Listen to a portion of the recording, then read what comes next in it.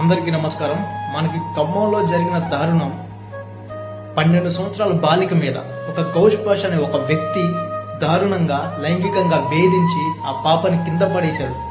ఈరోజు ఆ పాప హాస్పిటల్లో పోరాడుతుంది ప్రాణాల కోసం. ఇలాంటి వ్యక్తులు ఆ సమాజంలో బతుకుతున్నారు. 12 సంవత్సరాలు బాలిక మీద వీళ్ళకి ఏం కనిపిస్తున్నాయి? వీళ్ళకి కోరికలు ఎందుకు వస్తున్నాయి? ఇలాంటి సమాజంలో నా వ్యక్తులు బతుకుతుండేది ఈ విధంగా ఉంటే ఆ చిన్న పాపలు ఏ విధంగా బతుకుతారు? అలాంటి వ్యక్తులని, అలాంటి తప్పు చేసిన కొడుకులని భయమేంటో చూపించాలి. ఎన్కౌంటర్ చేసి పడేయాలి నా కొడుకులని, భయమేంటో చూపించాలి పోలీసులు. రాష్ట్ర ప్రభుత్వం దీన్ని కఠినంగా శిక్షించాలి వాడిని.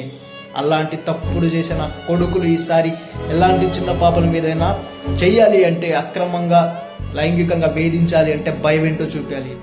కొడుకులని మనం కూడా కొట్టి చంపాలంట ఆ కొడుకులని. ఈసారి తప్పు చేయాలంటే భయపడాలంట ఆ కొడుకులు. అందరూ దీని మీద మాట్లాడాలి.